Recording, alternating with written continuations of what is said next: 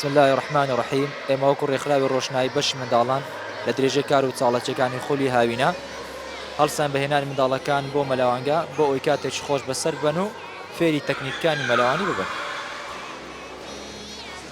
السلام عليكم هاوڕێیان، من ناوم محەممەد سەنگەرە، زۆر دەستخۆشی لە خولی ڕۆشنایی دەکەین کە هەموو هەفتان ئێمە دەهێنن بۆ جێگایەک ئەمڕۆکە ئێمە هێنا بۆ مەزباع، زۆر سوپاسیان دەکەین، دەستان خۆش بێ، خۆشیش لە مامۆستایەکان دەکەین. السلام عليكم، نام عمر رشوانە، قوتابیمە لە ڕێکخراوی ڕۆشنایی. ئەوڕۆ زۆر دڵخۆش بوو کە ئێمەیانی نایە مەزبەح و دەستیان خۆش بێ.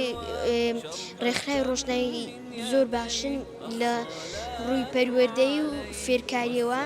زۆر سوپاسیان دەکەم، زۆر سوپاس بۆ ڕێکخراوی ڕۆشنایی. من ناوم مستەفا ئەحمەدە، قوتابی ڕێکخراوی ڕۆشناییمە. زۆر دڵخۆش بووم کە هاتین بۆ مەلەوانگە، زۆر سوپاسیان دەکەین کە ئێمان هێنا بۆ ئەو مەڵەوانگەیە. زۆر دڵخۆش بوو، زۆر ڕێکخراوی ڕۆشناییمان خۆش دەوێت و مامۆستایەکانی زۆر باشن و دەمانبەرن بۆ هەموو شوێنێ، دەستیان خۆش بێت. سپاس بۆ ڕۆشنایی مەزباعەکە گەر خۆش بوو، مەلوانەکە زۆر خۆش بوو، دوو جار خنکام، سپاسی مامۆستایەکان دەکەم. السلام عليكم، أنا محمد أحمد، قوتابی ڕێکخراوی ڕۆشناییمە. سپاسی ڕێکخراوی ڕۆشنایی دەکەم کە دەمانین مەلەوانگە و هەموو هەفتان دەمادە جەیەکی زۆر دەستخۆشی لە مامۆستایەکان دەکەین.